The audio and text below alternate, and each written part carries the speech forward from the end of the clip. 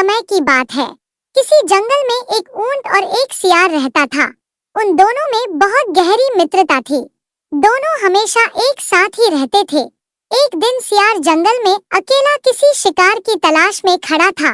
काफी देर खड़ा रहने के बावजूद उसे शिकार नहीं मिलता है और वह वहां से निराश होकर किसी दूसरी जगह चल देता है। चलते चलते सियार सोचता है, आज मुझे कितनी जोर से भूख लग रही है। ऐसा लग रहा है कि कई दिनों से मैंने कुछ नहीं खाया है। यही सब सोचता हुआ वह चला जा रहा था।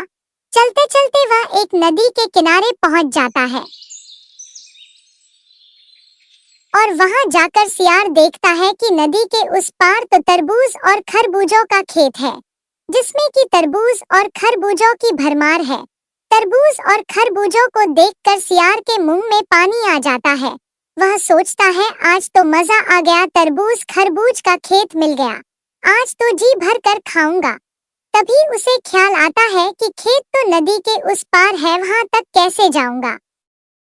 तभी वह सोचता है, क्यों ना मैं अपने मित्र ऊंट की मदद लूं। यही सोचकर वह वहां से वापस ऊंट के पास चल देता है। उधर ऊंट जंगल में घास खा रहा था। तभी वहां सियार आ जाता है और ऊंट से कहता है, मित्र तुम क्या यह सूखी सूखी घास खा रहे हो? मैं अभी अभी तरबूज और खरबूजों का खेत देख कर आया हूँ, जिसमें कि बहुत सारे तरबूज खरबूज लगे हैं। क्यों ना हम दोनों वहां जाकर तरबूज और खरबूज का स्वाद चखकर आएं और जी भर कर खाएं। ऊंट कहता है, क्या तुम सच कह रहे हो? मेरा भी सूखी घास खा खाकर मन भर गया है। सियार कहता है, मैं सच कह रहा हूँ। उसके बाद दोनों वहां से चले जाते हैं।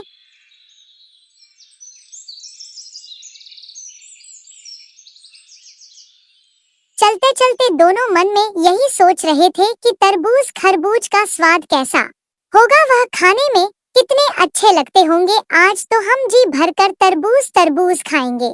यही सब सोचते हुए दोनों आखिरकार नदी के पास पहुंच जाते हैं।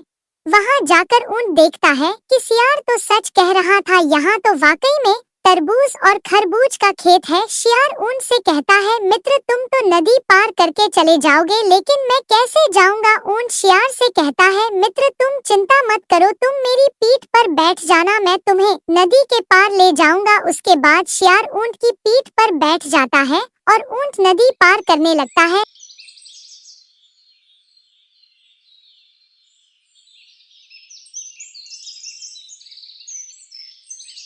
नदी पार करके दोनों खेत में पहुंच जाते हैं और तरबूज खरबूज खाने लगते हैं। कुछ देर खाने के बाद सियार का पेट भर जाता है और सियार ऊंट से कहता है, मित्र ऊंट मुझे तो हुंकार भरने का मन कर रहा है। ऊंट कहता है, मित्र ऐसा मत करना, मेरा पेट अभी भरा नहीं है कहीं तुम्हारी आवाज सुनकर खेत वाला न आ जाए। लेकिन सियार नहीं मानता है और जोर जोर से हुंकार भरने लगता है।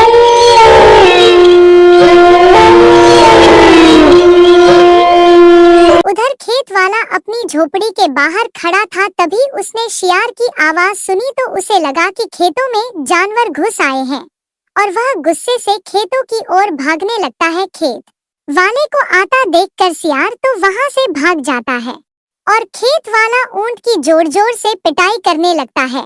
ऊंट बेचारा दर्द से चिल्ला रहा था।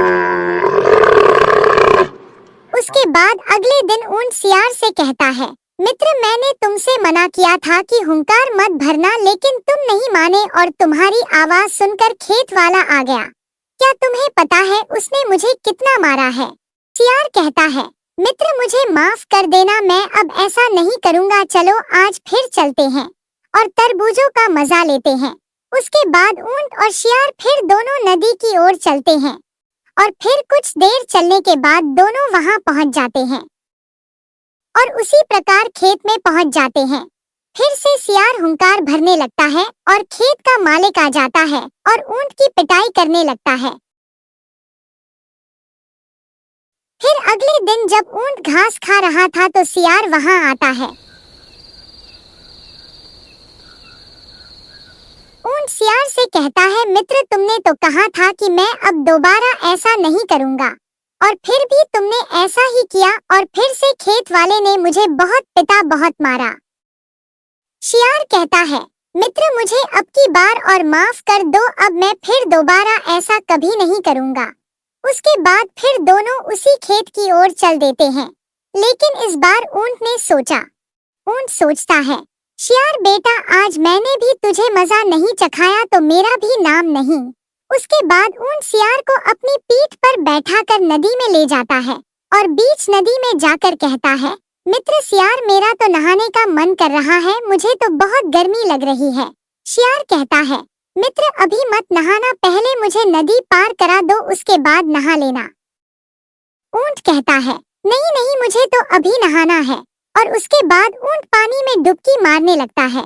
उसके बाद शियार पानी में गिर जाता है और मर जाता है।